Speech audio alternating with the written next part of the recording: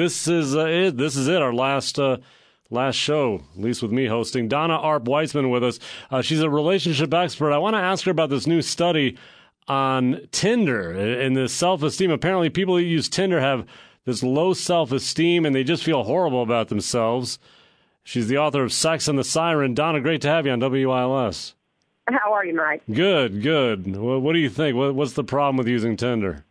Well, I think it's not only Tinder. I think that any time that we become dependent online, which a lot of the dating app users are, they're dependent for their self-esteem by who swipes right and who swipes left. And, you know, if they get a lot of hits and that sort of thing, whether it's Tinder or anything else, anytime we tie our self-esteem up in how we look or others think we look, there's going to be problems. I mean, look at some of the most beautiful models in the world who have committed suicide and, you know, had drug and alcohol problems because of self-esteem. So anytime we're tied up in how we look, and that's it, we're in for problems. Does Tinder make sense to you? I mean, do you understand the appeal of this thing? Well, I can understand it because you get a quick view of someone without making any commitment whatsoever. You never have to know what their personality is, if they have a sense of humor. I mean, literally, there is no commitment other than what their picture looks like. So is it essentially just a sexual attraction? Is that what we're talking about here? Yeah, sexual attraction and just, you know, do I have a hot girl to go out with me tonight or a hot guy to go out with me tonight? Yeah. And sometimes it's what others think of you and your dating choices as well, not only just what you think, but what you want others to think. I mean, some would think this would be a guy thing. How do you explain women being interested in this kind of merely physical interaction? Well, you may recall in life, they say the first 7 seconds of when you see someone is whether or not you're attracted to them. And it sets in your mind a lot of preconceived notions. And so women are just as vulnerable as men to looks. I mean, we like to say we're not, but we are. Okay. You know, we like tall men, short men, heavy men. Yeah, but I guess the whole Tinder thing is you see someone, you swipe, and then you go meet them, right? And then I assume have a physical little...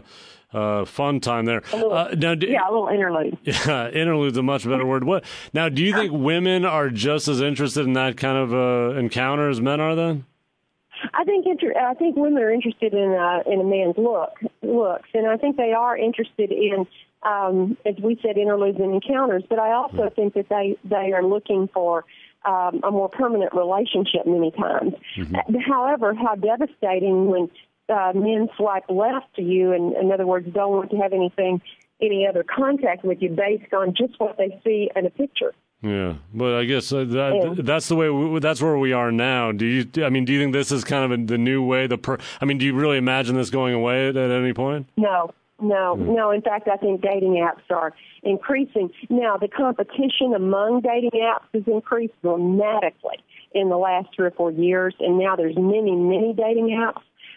So, you know, thus our chances of feeling depressed and rejected are going up as well if we continue to rely on these. However, it is one way to meet people. But I wouldn't limit myself to just dating apps. I still think we need to go out. We need to be out with people, get our friends to introduce us to others, friends and relatives. That's still a great way.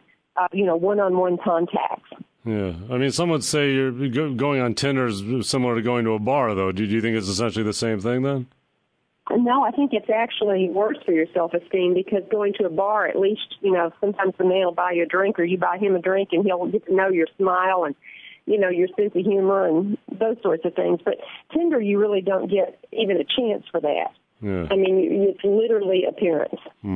Maybe they should Tinder with a video clip so you can introduce yourself and qualifiers. That's right. That's absolutely the truth. Let them know you have a business degree or something like that. And you're right. So, you know, it really, the plastic surgeon should be very happy with Tinder, I would imagine.